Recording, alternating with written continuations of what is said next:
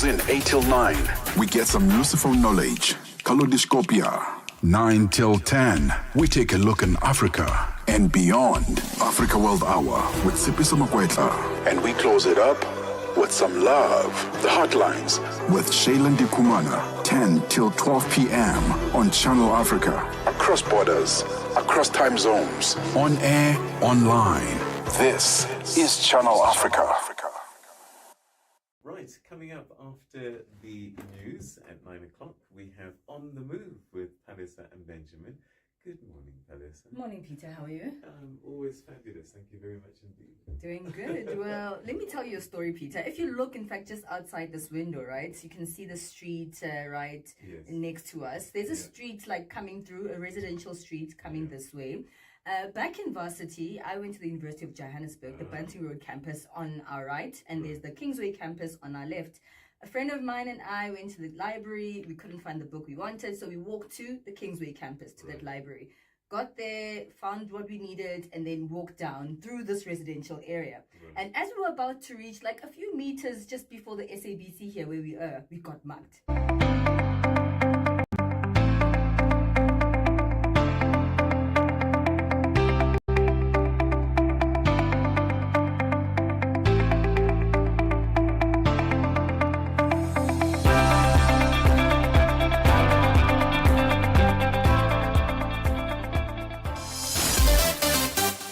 Tsepiso Makwetla winds it down on Africa World Hour, 9 to 10 p.m.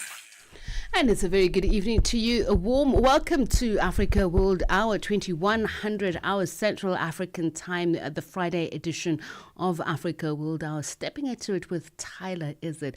Love her indefatigably vibey music. So such a great entry into the Friday as we bring you 60 minutes of the very latest news from the heart of Africa to all corners of the globe. One planet, countless stories as we bring you the voices, the news and the perspectives that matter. So it is our World Hour. This isn't a show that just tells you what is happening. We'd like to hear from you what is happening in and around your world, what is shaping your perspectives, what are the conversations happening in your community. Send us a WhatsApp voice note or a message on +27 63 406 9126. I am Tsepiso Makwetla. Thanks for joining us.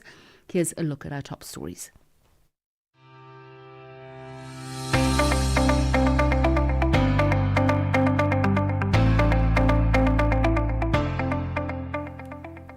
We start with the International Criminal Court confirming that a wanted Libyan war crime suspect has been arrested in Germany. German prosecutors say the suspect was detained in Frankfurt on Wednesday. The BBC's Anna Holligan has more. Khalid Mohammed Ali al-Hishri, commonly known as al-Bouti, is alleged to have been one of the most senior officials at the Mitiga prison complex, where thousands of people were detained. He's suspected of having committed, ordered or overseen crimes including murder, torture and rape. The atrocities were allegedly committed in the detention unit in Tripoli in the 5 years from 2015. Al-Bouti will remain in detention in Germany until arrangements are made for him to be surrendered to the ICC's custody. Various organizations, including Defend South Africa and MK Party, have handed over a memorandum to the union buildings in Pretoria. They are calling for President Cyril Ramaphosa to step down as president. They say if he fails to do so, they will continue with their marches.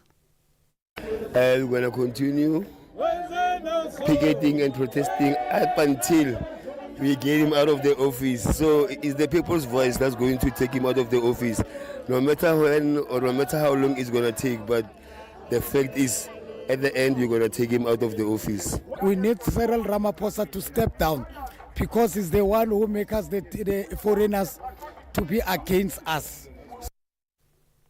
Various organizations, as we mentioned, in South Africa protesting there now, staying in the country. The health department there says it cannot deny undocumented migrants access to medical care despite the strain they place on the public health services. This follows a march by Operation Dudula to the Human Rights Commission in Johannesburg, where the group demanded that South Africans be prioritized for basic services. Spokesperson Foster Mahale says access to healthcare is a right regardless of immigration status. but also proposing solutions to address this issue on a long term, because we strongly believe that this is a societal issue. It's not only about health. With regards to access to healthcare, especially Section 27, also supported by the National Health Act and other pieces of legislation, which says we cannot deny anyone access to health purely because of their immigration status or their nationality for a number of reasons.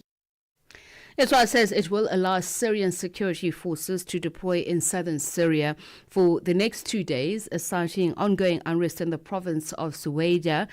Renewed clashes are reported there between Druze and Bedouin tribes despite a ceasefire. The BBC's Lina Sinjab has more. The situation is really volatile and dire. We've heard about how many have been killed so far inside Suwaida. There are reports of still tribal fighters from the Bedouin surrounding the city trying to enter. There hasn't been any confirmation that they've approached or advanced into the city at all. The government from its side said that they are not redeploying any forces at the moment, whether from the security or from the army. And finally, U.S. President Donald Trump has told his Attorney General to seek the release of court documents on the probe into the late sex offender Jeffrey Epstein. This follows many days of pressure over the administration's handling of the Epstein case and its failure to unseal additional files. Trump has also threatened to sue the Wall Street Journal after it published a story about a letter which Epstein had allegedly written featuring a drawing of a naked woman. Trump has called the letter fake. The BBC's Arunodai Mukherjee has more. What happens legally and the procedure is still a bit unclear as to whether and if these will be released. Many also pointing out that this could be a lengthy process because this will be subject to court approvals. But this is where things stand, and all of this very significantly happening at a time when Donald Trump and his administration has been facing increasing pressure to reveal more details about the Jeffrey Epstein case. In fact, the pressure has been mounting not just from his political opponents but also members from within his Republican Party and those associated with his Make America Great Again campaign as well. Africa World Hour. Africa World Hour. Unpacking global headlines from an African perspective. SABC Sport brings you Chasing the Sun, a powerful 5-part documentary series about the Springboks, telling their rousing tale of the path to redemption and ultimate World Cup glory in 2019. Starting 13 July at 7:30 p.m. on SABC2. Tune in every Sunday for the highs, the heartache and the heroics that made rugby history. Stream each chapter on SABC Plus anytime, anywhere. No subscription needed. Don't miss Chasing the Sun this Sunday at 7:30 p.m. on SABC2. Be there when history shines. At the forefront, the most pressing issues on Africa World Hour with Tsepiso Makwetla. Channel Africa. A world that remains beset by so much human suffering, poverty, and deprivation. It is in your hands to make of our world a better one for all. From July 18, raise your hand and make a dedicated effort to keep helping others in any way you can. Make every day a Mandela Day. It is in your hands to make a difference. And it's not just a day that is remembered and commemorated in South Africa. It is something that is being celebrated and observed at the United Nations. In fact, as I speak now, we've seen visuals on SABC TV of the UN Secretary General Antonio Guterres commemorating this day. So South Africa's former International Relations Minister, Dr. Naledi Pandor, delivering a keynote address during the official commemoration of Nelson Mandela International Day at the United Nations in New York today. Pandor, in her capacity as the chair of the Nelson Mandela Foundation, also officially opening an exhibition at the UN headquarters last night titled Our Shared Humanity in Action, reflecting on the UN Special Committee Against Apartheid. Pando's keynote address to the General Assembly is focusing on key themes, including a call for global solidarity in an era when development is lagging, when conflicts and wars proliferate, testing the fabric that undergirds modern-day multilateralism. Sharon Bryce Pease has more. The UN chief Antonio Guterres referred to Madiba's extraordinary life as a triumph of the human spirit and told the Assembly that the central lesson of his life was that power was not a personal possession to be hoarded. Power is about lifting others up. It's about what we can achieve with one another and for one another. Power is about people. In every facet of his life, Nelson Mandela demonstrated the power of collective grassroots action to drive change and progress and deliver power to the powerless. Former International Relations Minister, now chair of the Nelson Mandela Foundation, Dr. Naledi Pandor, explained that Madiba's isiXhosa birth name Rolihlahla means troublemaker, the kind of good troublemaker the world needed more of today. The question does arise, what kind of world would he be prepared to make good trouble for? Drawing on his life and work and his many personal reflections, we believe that it would be a just world, a world where justice does not kneel to the rich and powerful, where our collective upliftment takes precedence over individual privilege, where the benefits and burdens of our society are equally shared, where our privilege and personal biases do not sway us from being just, and where our like or dislike of someone does not hinder us from doing what is right in relation to them.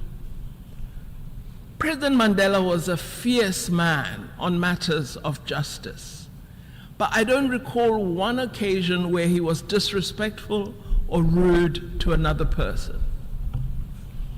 So this world where justice is respected and upheld is the kind of world that we are asking you to make good trouble for. The Nelson Mandela Prize, established in 2014 and awarded once every 5 years to a male and female laureate who reflect Madiba's leadership, humility and service, was this year awarded first to Brenda Reynolds of Canada for her decades of advancing Indigenous rights, mental health and trauma-informed care. When I first found out that I was one of the two laureates for this year's Nelson Mandela Awards, I was speechless and couldn't believe that I was selected. And even though I speak 2 languages, I still cannot find the words to express the depth of my gratitude and the humility I have to accept the United Nations Nelson Mandela Prize. And happy birthday to him in the heavens today, because now he is one of our ancestors. The other laureate is Kennedy Odede of Kenya, who was also named as one of Time magazine's 2024 100 most influential people, and who leads a grassroots movement shining hope for communities that empowers millions across the East African nation. Shofco began on a dirt path in Kibera slums,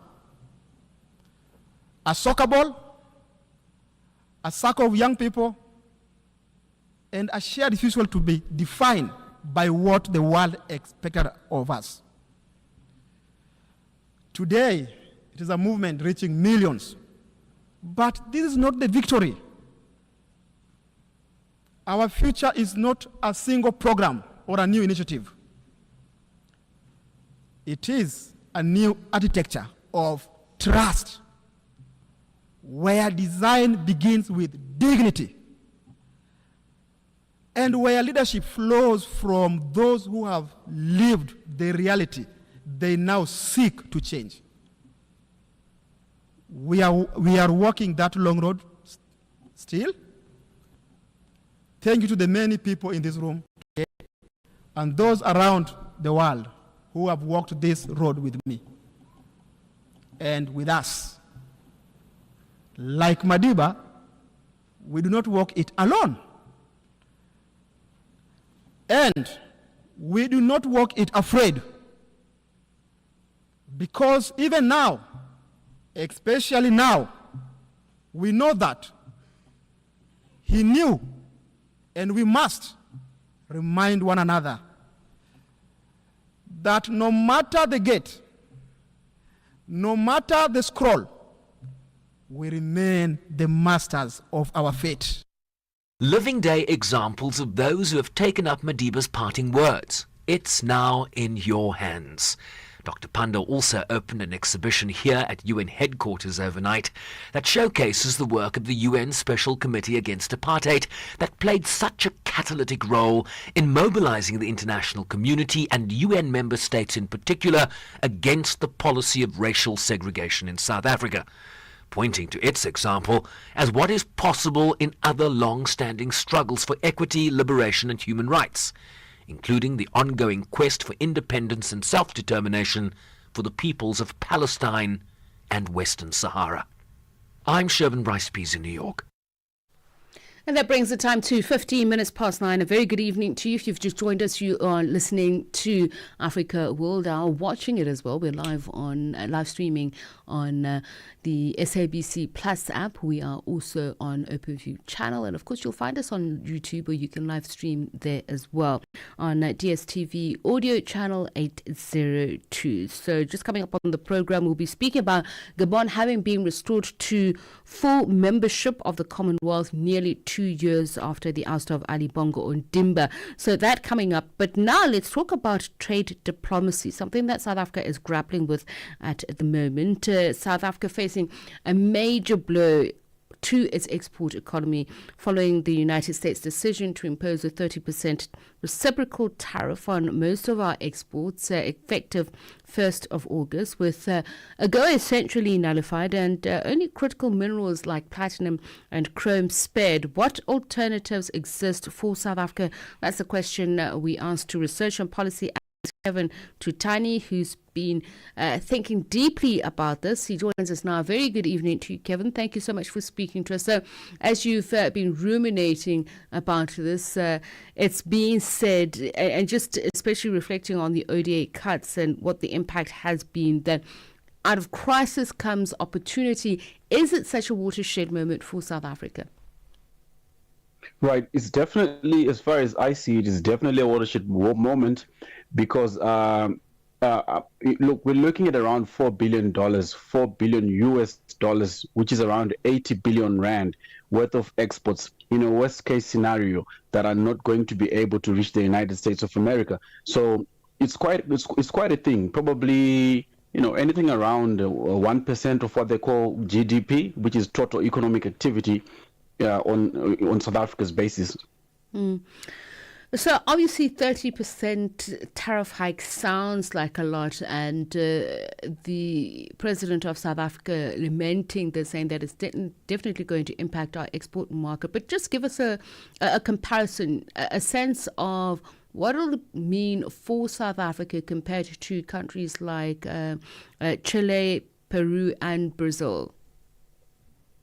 Right. The countries you've mentioned, particularly Chile and Peru, they'll be subject to, as far as we know at the moment, they'll be subject to a 10% tariff unless things have changed, and we haven't figured out yet, because they could have, or unless they will change later. But as far as we know, Chile and Peru will be subject to a 10% tariff. Now, the problem with this is that Chile and Peru, they produce just about the same agricultural products which South Africa produces and exports to the USA. So at a 10% tariff, their products will be more competitive than South Africa's products. So that's number one. In terms of Brazil, well, we know that President Lula, the president of Brazil, has had a kind of a run-in with President Trump, and President Trump has been threatening that he'll be actually implementing a 50% tariff against Brazil. So probably that's not in South Africa's way, but Chile and Peru are set to make South Africa's agricultural exports to the USA less competitive, and that means they'll lose business. So just for also further context of what South Africa is working with, if we say there are opportunities for it to grab. Others argue, for instance, that part of the problem with Africa as a whole is the fact that we've got so many regional economic blocks and trading, arrangements that perhaps we're not fully utilizing. If one looks at South Africa and the SADC Free Trade Area as an example, that's being pointed to as underutilized. So are these the kind of opportunities that we are talking about? And is it low-hanging fruit, or do we still have to further entrench the infrastructure?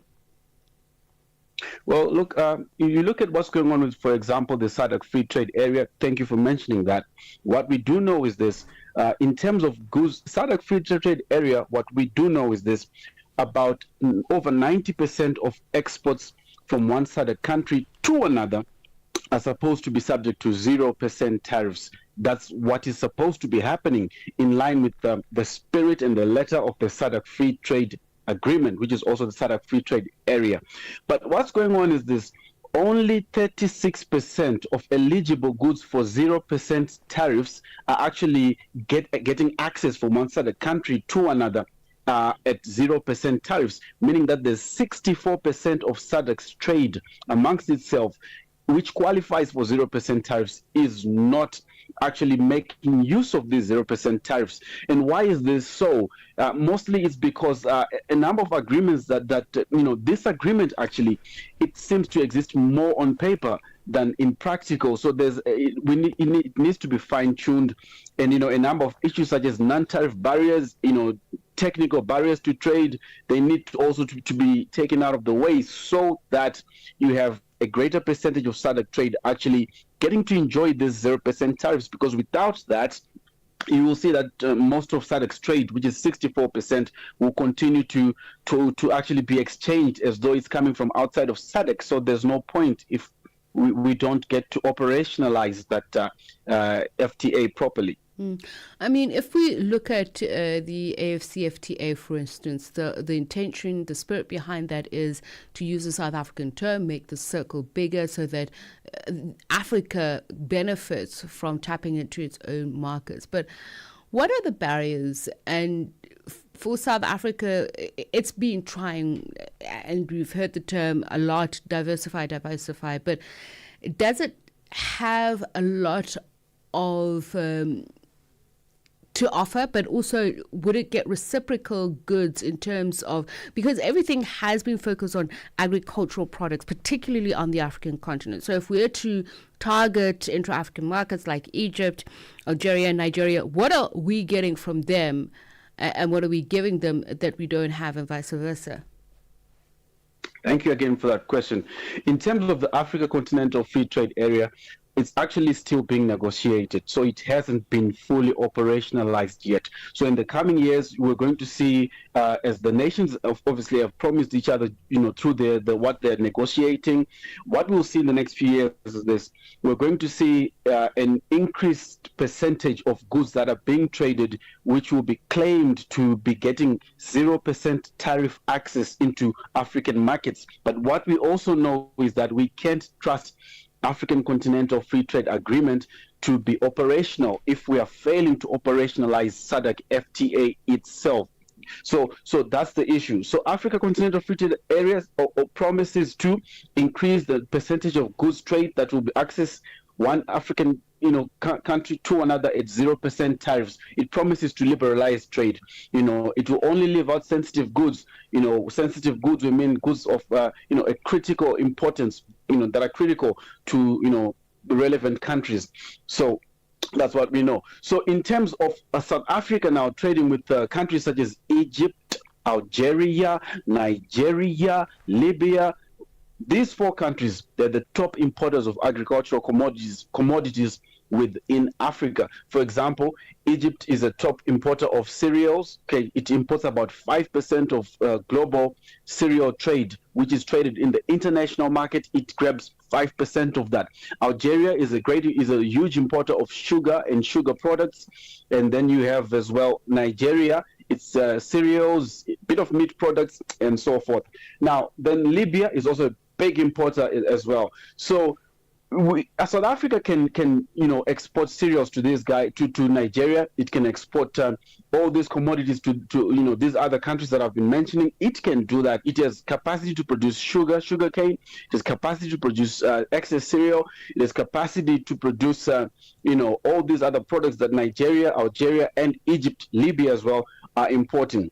So South Africa can begin to negotiate to have market access into these countries on the basis of African Continental Free Trade Agreement. It can try to do that. It's possible. But if African Continental Free Trade Agreement cannot be operationalized to the level that South Africa wants at the moment, what then can it do? The country can go there and engage these countries and negotiate for the removal of non-tariff barriers and other barriers to trade on a bilateral basis, country-to-country basis. There's huge opportunities to be won from there. South Africa itself is a huge importer, as far as I understand, of fertilizer and wheat. So, it's a huge importer of agricultural commodities. It actually imports as well agricultural machinery. So they can work something around, as they negotiate, because as it gets concessions from Egypt, it can also offer a couple of concessions that it can afford to give to Egypt as well, trying to get a win-win situation. Okay, so speaking about win-win then, and obviously we're talking about scaling up so that South Africa can be cushioned from the fallout with the US on the reciprocal tariff. So you're speaking about the wonders of the SADC FTA. So what role then does the tripartite free trade area play in this whole scheme of things? Yeah, the tripartite free trade area is actually a free trade area that is also still in negotiation.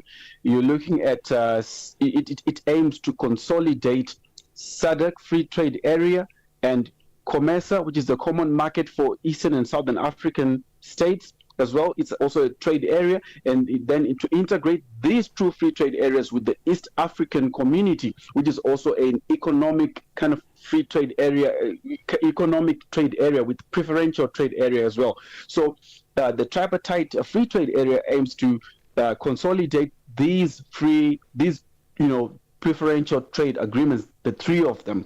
So South Africa also has to try and engage to push for the quick operationalization that is of the tripartite free trade area. Why? Because it probably has around 20 countries involved in it, and gives South Africa a great opportunity to export its agricultural commodities and its vehicles as well. And I'm just wondering here, as you speak about preferential, the demise that is experienced through protectionism by the US and the EU, that's something that we're still contending with. What can South Africa do about this, particularly at the WTO rather? Is that practical, that we can think that we can successfully argue that these subsidies are harmful to our farmers of food exports? It is known, it's part of the nationalistic efforts of these countries, but we do have a case to make, but can we win it? In terms of agricultural trade, what we do know so far is that the EU and the USA, for example, combined cumulatively, the two of them as in economic blocks, right, if you can put it that way, the EU and the USA, they subsidize their farmers to the tune of over 60 billion US dollars each year. So they subsidize their farmers. What does this do? This now causes the agricultural output of the farmers in the EU and the USA to actually how do I put it? What these subsidies actually, they cause the price of agricultural commodities on the international market to be depressed, right? They cause the prices of maize, they call it corn there, maize, they call corn or maize, they cause the price of sugarcane, all these agricultural commodities, the price now gets depressed on the international market. So what does this do? It prevents countries such as South Africa and other developing nations which don't have capacity to subsidize their own farmers, to actually see no reason to invest much further in their own agricultural activities. So essentially, what South Africa can do, it can approach the organization and lobby for, or actually even request for a dispute settlement body to be established so that it, judges a dispute where in South Africa disputes, the subsidies that developed countries are giving their farmers. Essentially, the WTO states that in terms of its rules, subsidizing, which causes actually other players in the international market to be less competitive, is illegal. So South Africa can challenge this, and there's quite, I say there's a good chance that South Africa will win. Okay, and it's such a pity because we have run out of time, because I wanted to talk about the more practical terms of the domestic solutions that South Africa can implement, and could there be a risk of retaliatory action in the form of flight of capital? But Kevin, thank you very much. I'm sure we will continue this conversation on another day. Kevin Tutani, researcher and trade policy analyst, speaking to us about how South Africa can circumvent the impact of the reciprocal 30% trade hike implemented by the US against it.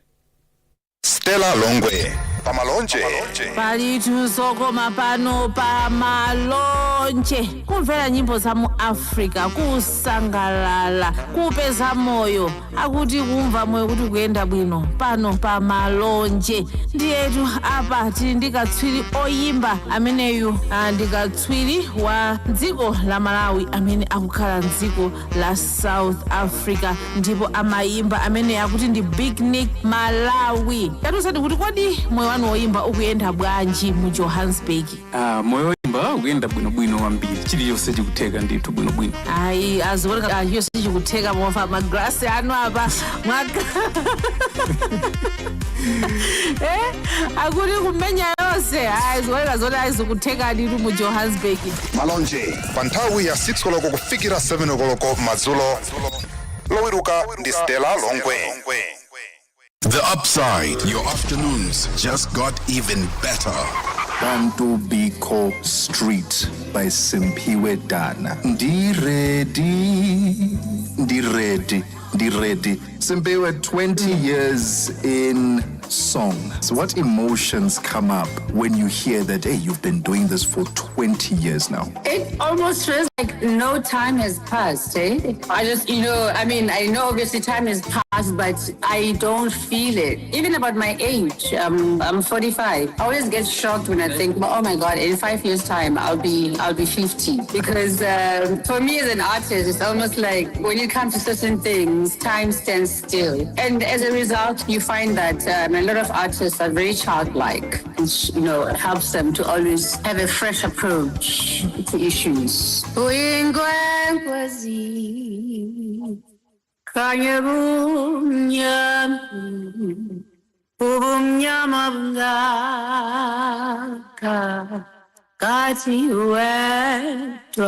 I tell you what, I'm feeling healed just by that. We take no sides, none whatsoever. We are the Upside. Africa World Hour. Africa World Hour. Unpacking global headlines from an African perspective. And as we've been speaking about International Nelson Mandela Day, scores of volunteers together with the Orange Farm community in the Gauteng province in South Africa have today given their 67 minutes to build homes for those in need as part of Mandela Day. This day is a call to action for individuals, communities and organizations to take time to reflect on Mandela's values and principles and make a positive impact. Member of the Executive Council for the Provincial Gauteng Department of Human Settlements, Tasneem Mutara, took part in the Habitat for Humanity Nelson Mandela build. She spoke to Channel Africa's Nhlanhla Mahlangu. Mandela Day calls on all citizens, and it's International Mandela Day, so it's everybody across the world to give of their time, volunteer in communities, and I think it doesn't exclude government. For us as government, we should also lead it and go to communities to do just volunteer work, participate in any programs. Government also has the ability to mobilize private sector, also other public sector players to come on board so that we can have real, meaningful and impactful programs for Mandela Day. So how does organizations like Habitat for Humanity assist the government in the backlog when it comes to housing? Well, they contribute directly into the Human Settlements Program delivery. So they assist us with even areas where we may not be able to reach as quick as possible. They also just attend to very vulnerable communities and recipients. So they match very closely with what we are supposed to do, and that's why they are such a good partner for a department like Human Settlements. And how is the department doing when it comes to the issuing out of houses? Well, we're building houses every day across the province. It's well known that we have a huge backlog in Gauteng, but I think we are able to stick to our commitments and build what we are meant to build and deliver those. We do have a backlog, but to address the backlog, we need a bigger budget. So our commitment is to make sure that the budget that we've been allocated, we spend, and the houses that we've committed to build this year, we do exactly that. And now we move on to that story we spoke about, Gabon finally being admitted back into the Commonwealth. It's been restored with full membership nearly 2 years after a military coup ousted long-time leader Ali Bongo Ondimba. The decision follows an April election in which the coup leader Brice Oligui Nguema won nearly 95% of the vote. As a result, the Commonwealth has described this as credible and inclusive. To speak about the implications of this move, we're joined now by Professor Douglas Yates, a political scientist at the American Graduate School in Paris, who specializes in African politics. Professor Yates, good evening to you. Thank you so much for speaking to us. So, this latest move, does it indicate an endorsement of the Commonwealth's leadership of Gabon's president? Yes.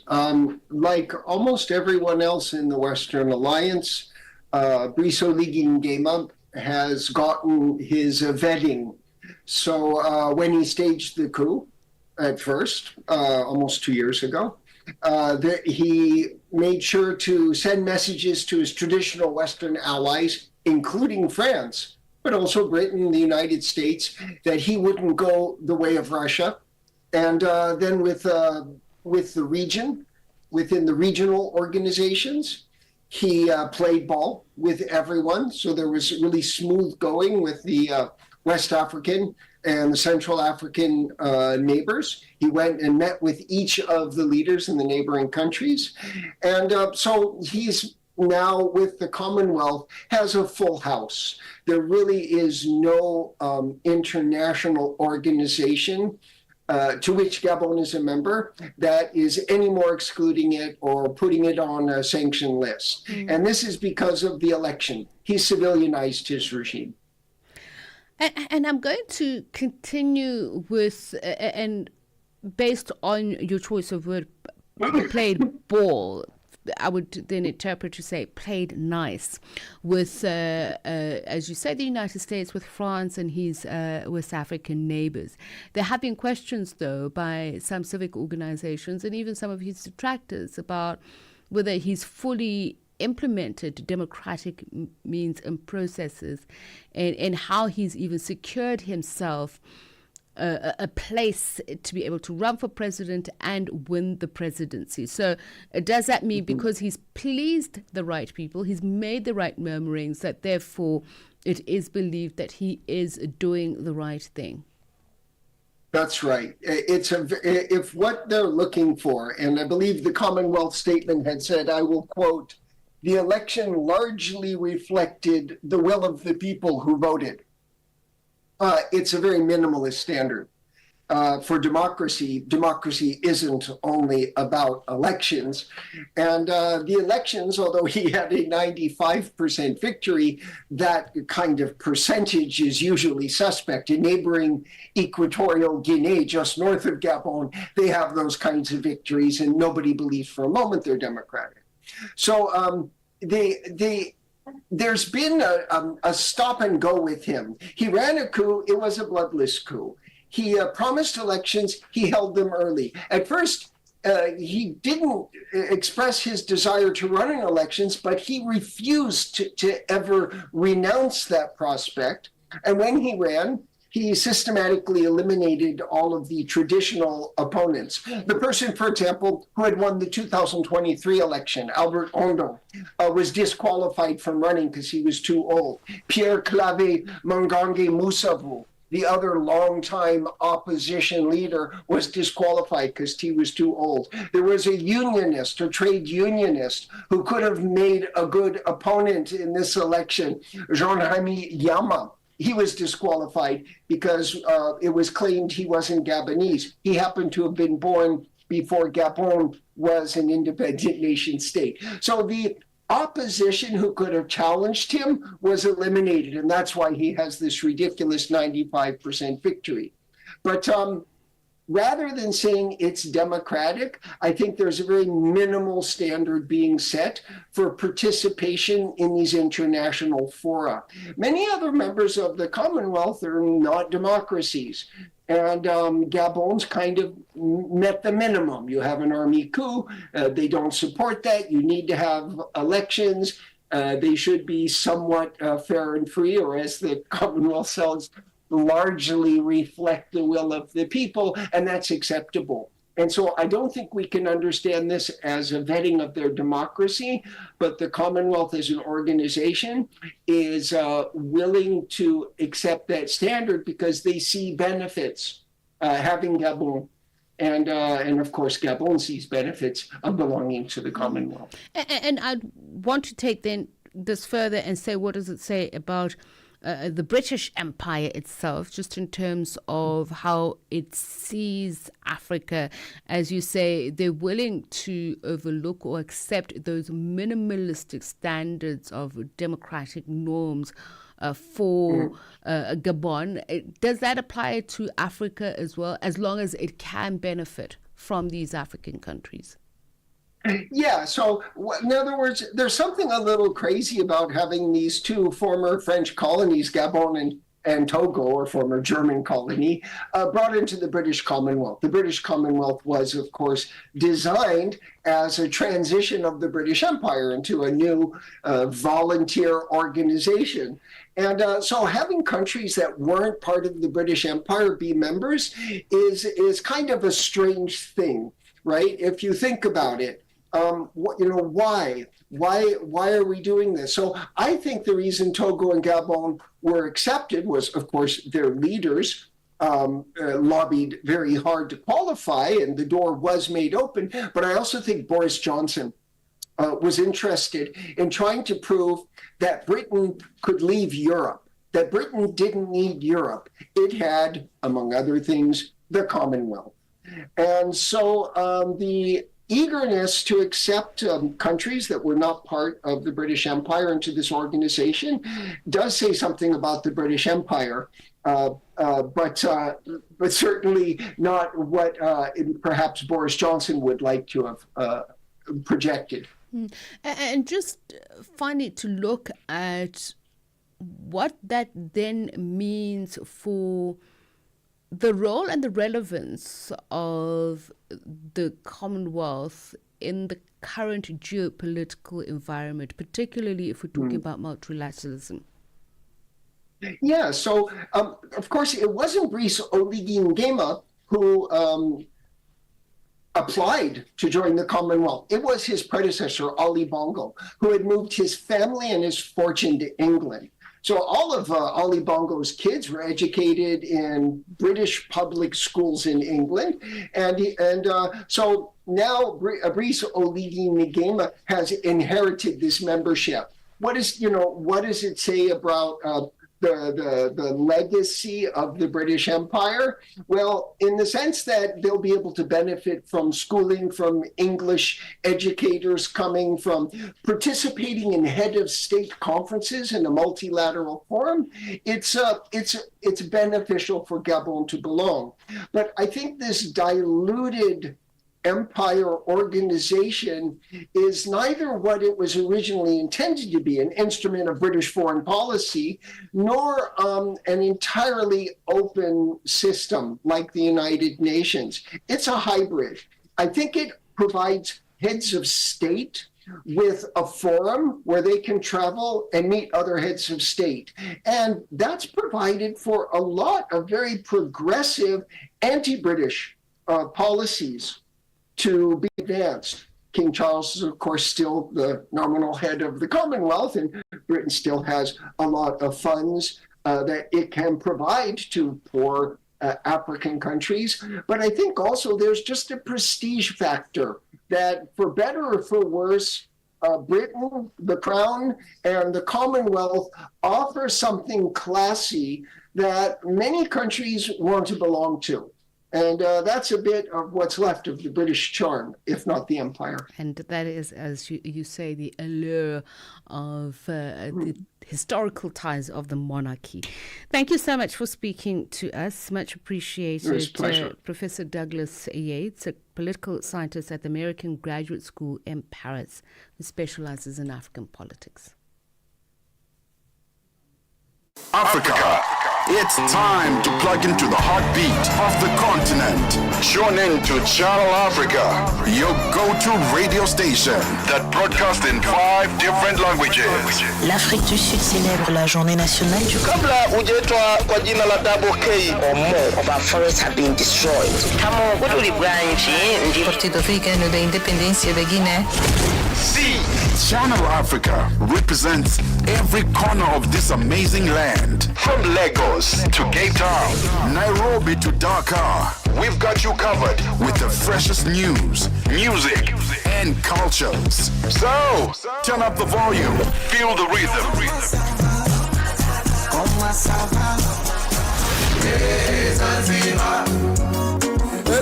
Enjoy the conversation. Channel Africa, African Perspective. Parlez-vous couramment le français? Êtes-vous passionné par la radio? Et êtes-vous qualifié pour travailler en Afrique du Sud? Envoyez-nous votre CV et votre 3 minutes démo en MP3 à @channelafrica.co.za pour avoir une chance de rejoindre la famille Channel Africa. Si vous n'avez pas de réponse après 14 jours, cela signifie que vous n'avez pas été retenu. Channel Africa, la perspective africaine. Africa World Hour. Africa World Hour. Unpacking global headlines from an African perspective.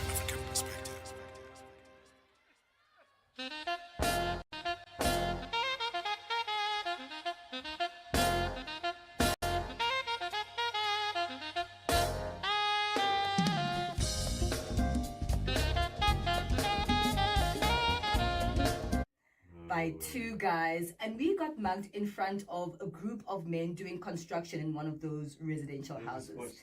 They just watched it happen, and everything happened. The guys took our phones and they ran off, got in a car, shoot.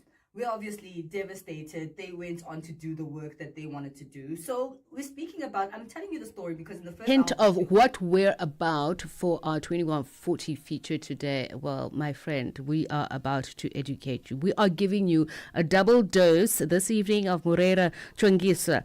Now, from marking Mozambique's 49th Independence Day with his soul-stirring rendition of the national anthem live from Polona Serena Hotel, and now, thrilling news, Moreira's brand new single, Da O Nyauda, a bold collaboration. I knew you were going to do that. Okay, go ahead, Moreira. Give me my Portuguese lessons. Say it again for me. The single's title features one of Mozambique's popular artists from a style of music called the Panza, and the title of the song is Da ou Não Dá. Da ou Não Dá. Fantastic, Tsepiso. Welcome. So let me tell you, the last time I saw you and experienced you doing your magic, I was sitting with, as you know, Prasipo Hot Sticks Mabuse, and he was screaming up a storm, saying, Chongisa! And of course, he had me riled up as well. And we were both screaming. And my uncle was giving us a strange look like, what is wrong with these two people? But your music is soul stirring. You do a fantastic job of just bringing the feeling, the love of what you do to every project you undertake. Thank you so much, Tsepiso. Thank you.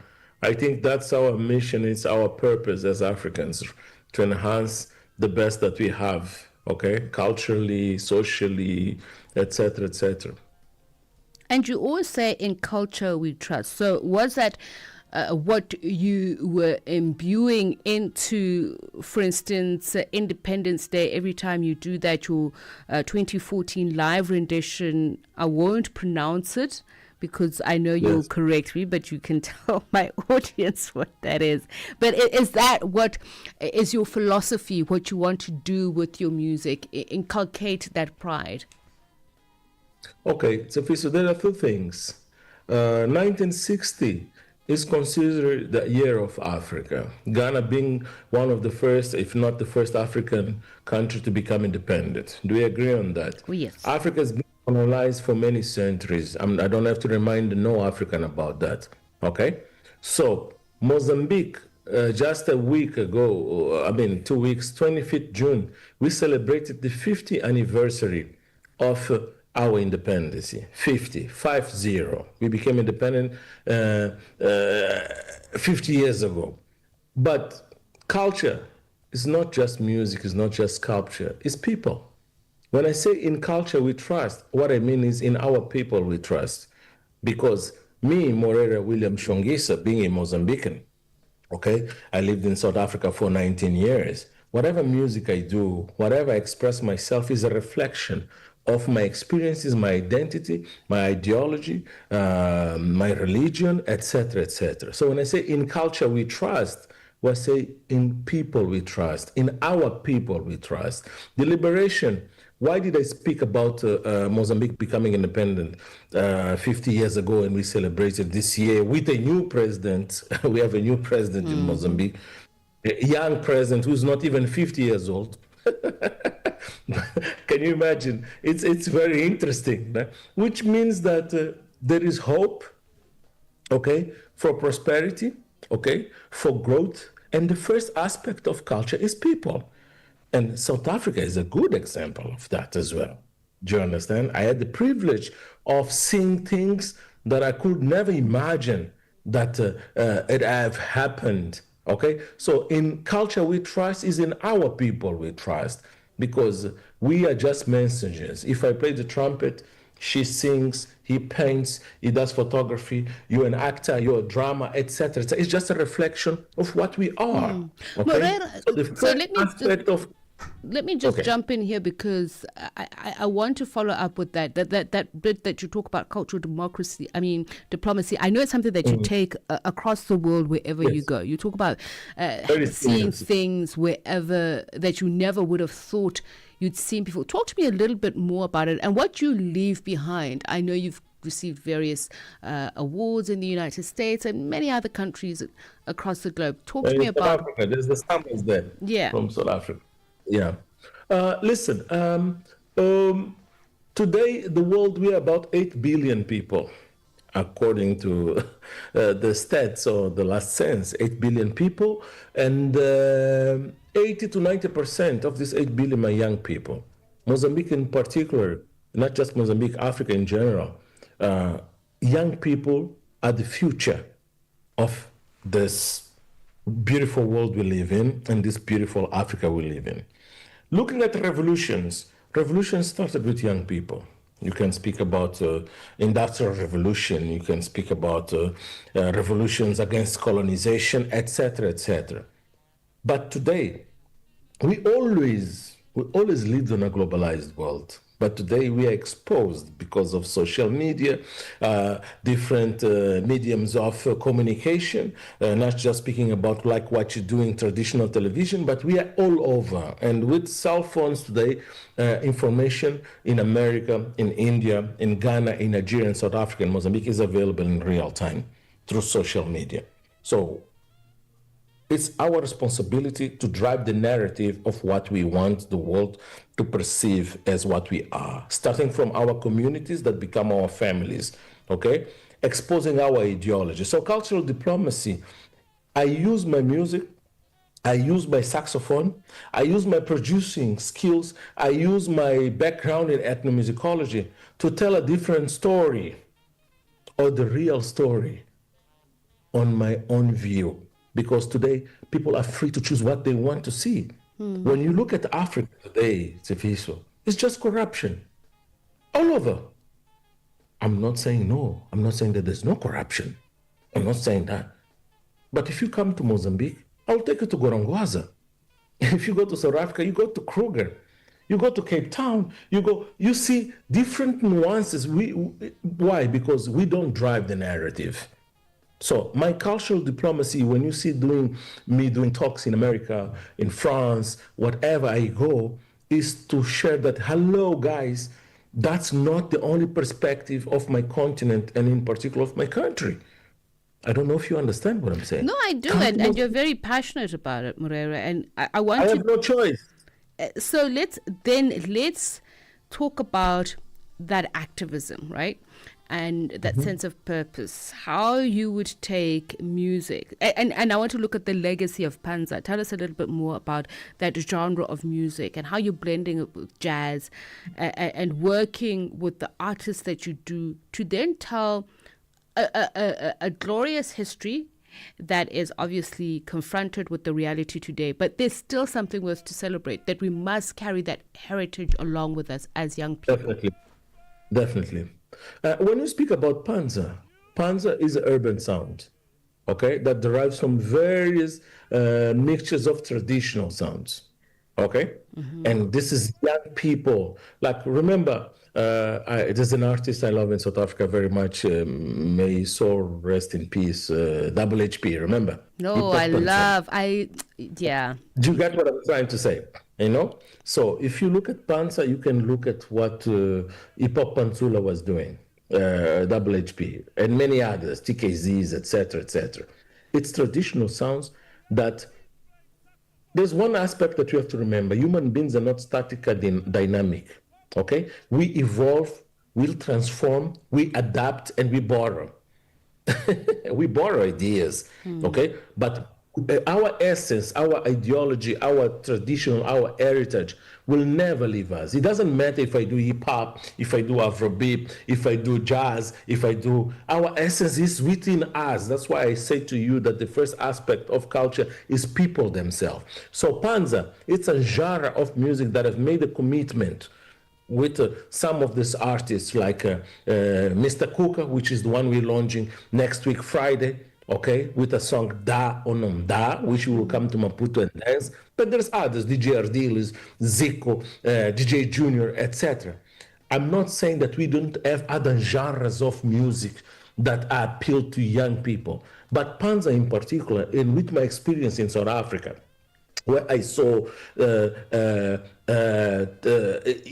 different types of music transcending what music is all about and becoming ways of being, okay? People change the way they dress, okay? People change, they even created new words, do you understand? Like hip hop in America, but we've done with our traditions and our language. So Panza is one of these genres. All right. And Kuka, Moreira, I'm sorry to cut you off, but I need to ask you this before we end, because I think it's a very important part of who you are. So you've used literally and figuratively the wealth of the gift of your music for philanthropic work. People don't know that you're very passionate about helping young people, especially orphaned ones. So tell our listeners, our viewers, a little bit more about the projects that you are doing and why you think it's a continuation of your passing on that legacy.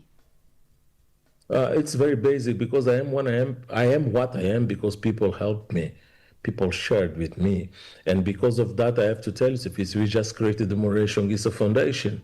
Okay, and I'm sure you've heard, when you speak about Mozambique, you speak about oil, gas, rubies, coal, all these beautiful things, graphite, heavy sands. But I'm the patron of the province of Cabo Delgado for culture tourism as an incentive for businesses. And Cabo Delgado has been affected very much by terrorism. You've heard, you've seen on the news. So my foundation has two projects there, Cultural Exodus and Sounds of Peace. And we were doing in partnership with American Embassy and the State Department, where we were using music as a vehicle to create hope, create champions that will change the attitude of the young people that are recruited to do the bad things, or the terrorism. So that's my purpose. with my music. Yes, there is a commercial, Morera is a commercial brand, but I am what I am because people look at me. A lot of people have supported me. I am what I am because of other people, not just other people around the world have supported me. So this is not social responsibility. This is my purpose. Okay? So it gets to a level of a human being that if you are successful and you can't share, you have failed. So final request, Morera, because you are very insistent on making sure that I speak the Portuguese language well. I'm going to ask you to record a promo now live for Africa World Hour with me, Tsepiso Makwetla, in Portuguese. Okay, for Africa again? Africa World Hour. This is where you are speaking right now. You want me in Portuguese? Yes, of course. After all, you are teaching me Portuguese, so let's go. Let's go. Alô pessoal, tudo bem? Eu chamo Moreira Choguissa de Moçambique e para o canal África da Africa Hour aqui com Tsepiso, abraço e até mais. Thank you. Now I've got to work on your Sepedi. All right, Morera. You're coming to Mozambique. I'm inviting you. Very soon, very soon. Actually, you know what's interesting, Morera? I was supposed to be there this weekend. Colleagues are there. We are covering the Mozambican president as he receives the president of the World Bank. And we'll be, yes. But me personally, I am coming and would love to continue talking to you about some of these projects. And you and I actually have a date for philanthropic work together. Morera. Definitely. We do a program from here. We do a live from here. As always, it's a pleasure. Wishing you all the best with your new album. Thank you so much. Thank you so much. All right. Keep well, Morera. We'll chat soon. Morera Chongesa just speaking to us about his new and latest single, as you heard him say, Da O Nyao Da. And if still on, don't correct me again, Morera, but we're looking forward to it. You've heard the amazing work, the projects that he's attaching it to, the cultural diplomacy, that sense of purpose that he says young people need to have and to pass it on to others, as has been given to him. Brings the time to exactly 2200 hours, 10 p.m. And up next, Shayla Ndukumana, who is going to tell us what's coming up on Hotline. So tell me what's coming up tonight. And you can also just give me a snapshot of what I'll be missing over the next 2 weeks as I take my hiatus. You are leaving. Me. So tell me, what's coming up tonight? Of course, just forwarding to the 2 weeks that lie ahead, a lot of inspirational content. We are still in the spirit of giving, learning how to receive as well, I think is a big subject matter that we're talking about, and just restructuring how we think about life, I think has become the fundamental construct for these shows that we feature on Heartlines. Today, we're going to simmer down. Listen, it's been a long day, okay? Long week for some. We have been giving 67 minutes of our time, or maybe 67 rands, dollars. Who knows how you decided to give 67 back. 67 prayers. Come on, see? Exactly. And so what we do is we're going to get into the Hot 6 love songs. Kondawani Nyamasauka helps us relate to our loved ones. Perhaps I don't know how to tell you, I don't want to be with you anymore. So Kondwani helps you do that through music, okay? You sonically deliver messages with Kondwani Nyamasauka on Hot 6 love songs, and these are the most trendy songs across the continent. And then we're going to have Know Your Africa, the quiz. So we're going to be testing professionals and gauging what they know about their industry with context to the African continent. So what would you say is a quintessential break-up song that you think about that maybe you have used or that I don't use songs or have what? No, as in when you for motivation, Pella, I get you're going there to drop somebody and to say. Is it strange that I don't use songs that way? I would, yeah, because here's the thing, the lyrical content suggests one thing, but it's not necessarily the narrative that 100%. I'm going through, right? Secondly, I feel like I don't want to hotspot myself into becoming the angry woman in the song. It doesn't have to be angry. Some of it is actually very tender, loving. It's reflecting on what once was. For me, this is not a breakup song. One of my favorite songs, and it makes me feel like the words say. I forgot who sings it. Yeah. But the whole thing is, it's about, say, what a wonderful day for a daydream. Every time I listen to that song, I just want to lay back and be caught up in that daydream of the beauty of music. I love music, in case anybody missed. Well, that's it from Africa World today, and I'll be gone for the next 2 weeks, and Shayla's going to take care of you on hotlines tonight and for the next 2 weeks, and we'll be back. Enjoy the rest of your listening, viewing here on Channel Africa. Hotlines.